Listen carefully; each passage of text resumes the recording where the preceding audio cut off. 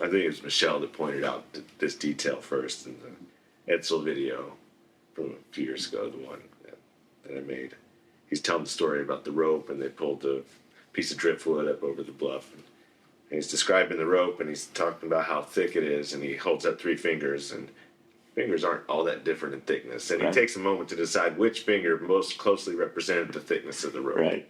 And it's just like, the point is, well, there's the old thing about the difference between accuracy and precision for one thing, but so we maybe sometimes get caught up on that. Right. But they're just the bigger principle is an idea about truth, and we meet people in life who are more and less committed to truth, and then of course there's a bunch of different ideas about what truth is or which truth, and those are all real debates and real things to try to puzzle out. Mm-hmm. And even just what you said to Katie, I can't offer you more than what I'm telling you. Yeah. Is the fact, to me, it's demonstrative of the fact that you've always had a very high commitment to living in the truth that was available to you. Yeah. And it should be enough. Yeah. I feel that way, of course. Yeah, that whole discussion about truth and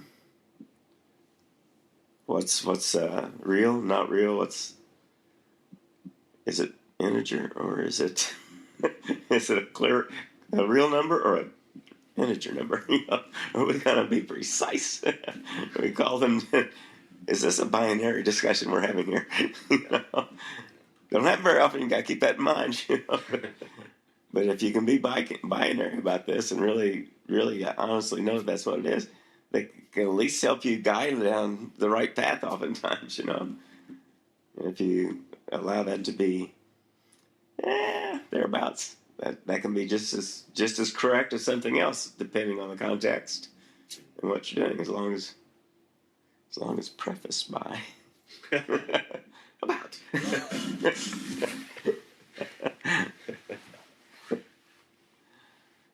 But when it comes to values decisions in life, Yeah. which are the decisions that have the most to say about where we really end up? It's a real, you have to translate truth into values in some way. No, that's right. That's been part of that inner discussion. It certainly has. I've missed the steroids for that reason.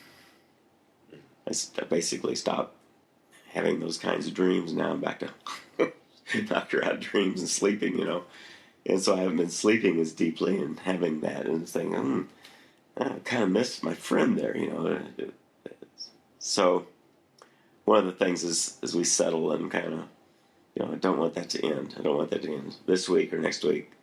And so a mechanism to continue that, whether it be things that I'm doing with you or things that John have been doing with me, helping me do some of these things.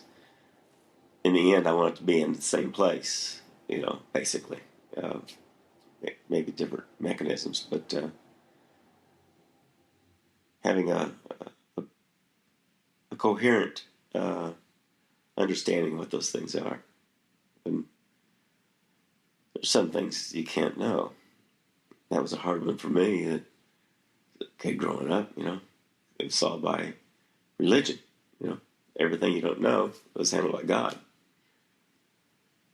So as you grow older and realize that I don't think it works that way, it's much harder to find out that maybe there are things you just can't know. Jury's out. We don't know some of these. What we know by science is that we continue to find things now that we didn't know before, just by research, if nothing else. Can they know truth? Well, depends.